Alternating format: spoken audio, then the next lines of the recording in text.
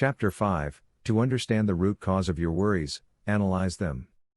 First, the good news for you: if you have come up here, you are on the right way to face with your worries. Let's start by classifying the worries that are so funny to entertain.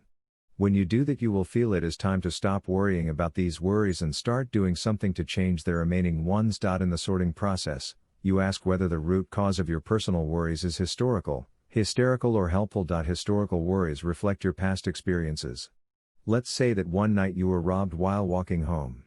If you feel worried about walking in a dark street after that, it will be quite normal. You can experience it from previous experiences. It is pretty rational, is it?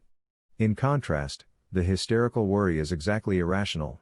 You have anxiety about shark attacks, plane crashes, or getting an STD from a public toilet. Finally, there is a form of rational behavior which is a helpful worry that caused by real problems like a performance review at work or end-of-year thesis presentation at university.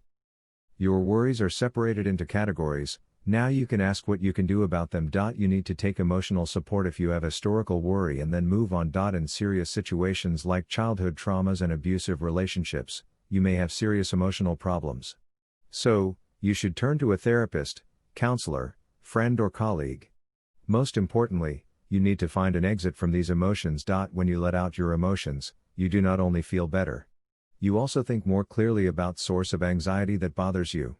More importantly, it lets you focus your attention on the future by leaving the old ones. Hysterical worry means that your concern is conceptualized by cutting off your thought process. Be looking at the statistical results. The data can be considered all the time.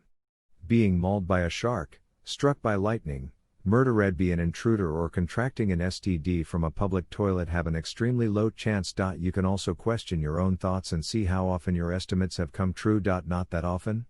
Perhaps it is best to focus on important issues by opening space within your head and putting the crystal ball away. Helpful worries and what you can do about them will be considered deeply in the next chapter.